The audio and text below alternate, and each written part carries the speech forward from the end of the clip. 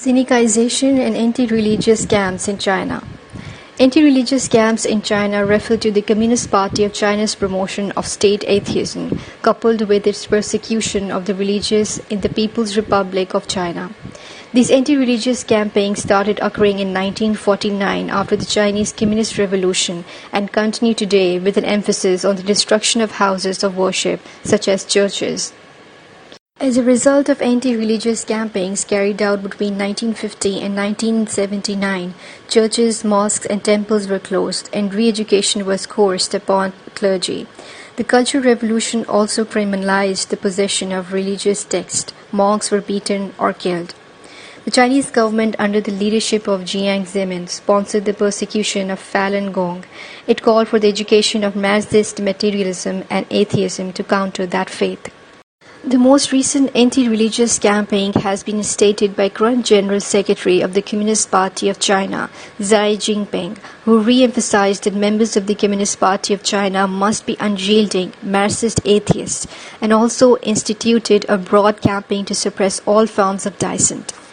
Journalist Lan Johnson noted that officials have targeted Christianity and Islam with particular intensity because of their perceived foreign ties. In the Chinese province of Zhejiang alone, over 1,200 Christian crosses have been removed from this steep list since 2013. In August 2017, a number of Catholic Christian priests as well as lay people were injured when trying to prevent a government bulldozer from demolishing their historic church in the Shanxi province. In February 2018, government authorities in Kashgar launched an anti-religion propaganda drive through local police stations, which included policemen erecting a banner proclaiming, "We must solemnly reject religion, must not believe in religion." As of November 2018, in present-day China, the government has detained estimates of 1 million people in what it refers to as training center as part of the thought reform campaign where Uyghur Muslims are remade into atheist Chinese subjects.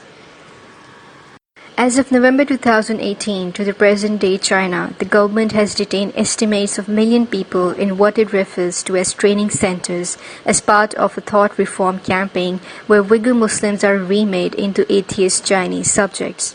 For children forcibly taken away from their parents, the Chinese government has established kindergartens with the aim of combating 3 evil forces: separatism, extremism, and terrorism, and converting future generations of Uyghur Muslim children into loyal subjects who embrace atheism.